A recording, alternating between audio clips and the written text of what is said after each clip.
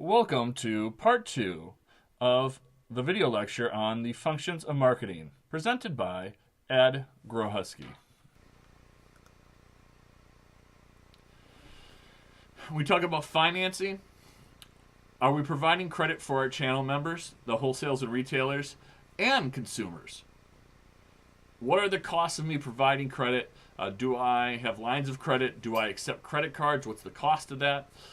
A lot of companies are getting away from the accepting checks on the consumer side because it costs so much money for you to make sure these checks go through. As a training coordinator for a small group of pick and saves, I think we had like 5 or 6 pick and saves that they ran, and our stores would have 2 people who worked full time, and all they did was pick up the phone and call on bounce checks. And so even though you're going to take a 3 to 5% hit and a transaction fee for every credit card you accept, that is still cheaper than paying 2 people full time to call people on bounce checks, and then the bank fees and everything else was tied into it. And so from a business perspective, I need to figure out, how am I accepting payment from my customers? What are my credit terms? Am I doing 210 net 30? What are the credit terms that I'm going to extend to my channel members? A part of that's going to be industry related. From a consumer side, you're seeing less and less companies. You really have to be a large company to provide your own financing. And even then, like if you have a Kohl's card or a department store card, a lot of those are being managed by like Capital One and some other credit card companies. So there really isn't that idea that a store is going to be providing its own credit anymore. Cash is king, and there's a lot of cost with giving out credit. And so a lot of businesses have shied away from that. The benefit of credit cards is you're getting your money. It's up to the credit card company to deal with receiving that payment.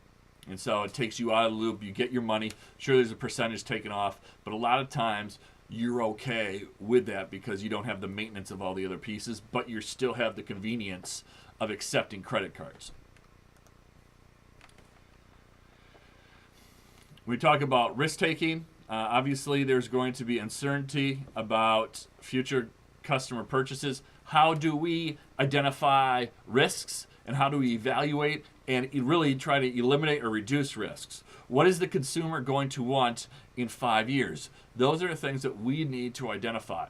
It's something that Apple has done a great job of doing, of identifying what is it that a customer is going to be looking for. They're the ones that came up and say, hey, we think we need a digital music player. And then that digital music player became, let's do a phone that's combined with a digital music player. Then they created the tablet. And the interesting thing is when the tablet came out, there was a lot of naysayers that said, tablet's not going to take off. Tablet computing has been done before. Consumers don't want the tablet. Okay, 3 years later, every company's coming out with a tablet now because the market has expanded. And so you have to identify what is it that the consumer is looking for at that given moment. There's been also times where Apple has created products that maybe they were too soon on the curve. Apple had a product called the Newton. And the Newton was a PDA device, personal digital assistant. They pulled the cord on the Newton, and about 3 years later, the Palm Pilot, which really is no longer in existence because the smartphone can replace the Palm Pilot. The Palm Pilot became really popular in business set. And so Apple just wasn't there on the right time for that specific device. And so you want to make sure that you do your marketing research to really evaluate what is it that customers want now and what are they going to want 3 to 5 years from now.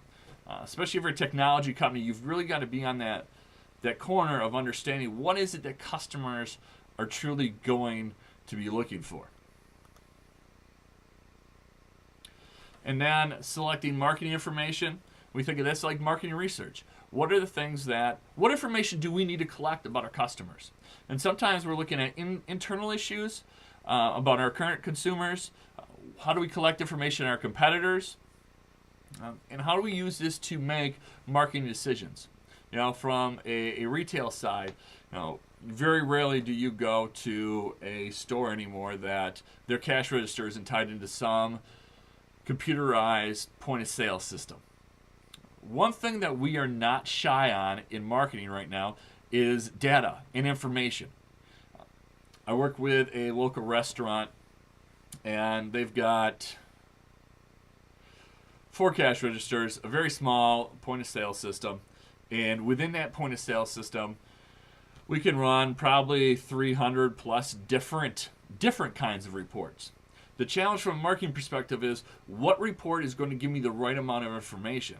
We're not challenged anymore. We're not having enough information.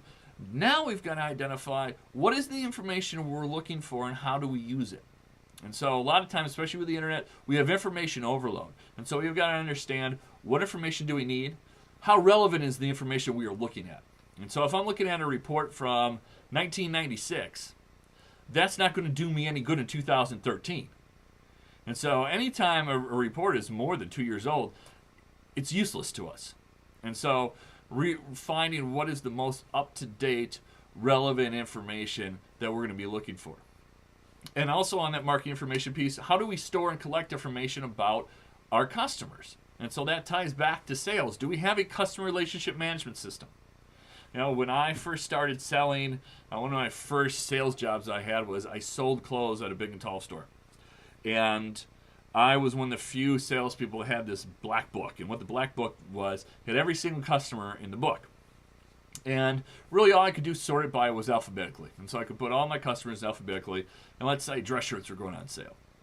What I'd have to do is go through each individual customer and say, okay, this person bought dress shirts. Here's the size that they purchased, boom, boom, boom, boom.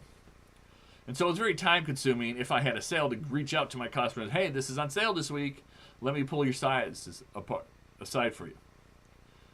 Now, that's no longer needed. That's all on the computer. So I can just do a query in the database and say, okay, give me a list of all the customers and which sizes they've ordered and their email addresses that have ordered dress shirts in the last year. Boom, pull it up. Okay, email all of those customers out. Send them an email first that we have dress shirts going on sale next week. Then I can pick off, okay, give me the top 20% of my customers that popped up on this list. And I can call each of them and say, hey, Tom, how's it going? I got dress shirts on sale. You want me to pull a 17.5 aside for you? Okay, 2 of them. Do you want white or blue or both? Oh, you want both. Boom.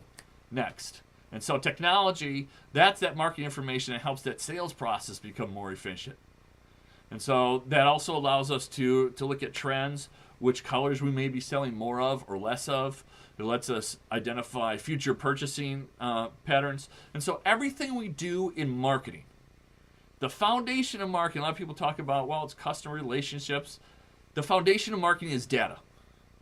And it is the most important thing that you need to be aware of is every decision that is made in marketing is going to be based off of data. So you got to make sure your data is valid and it's recent and it's relevant.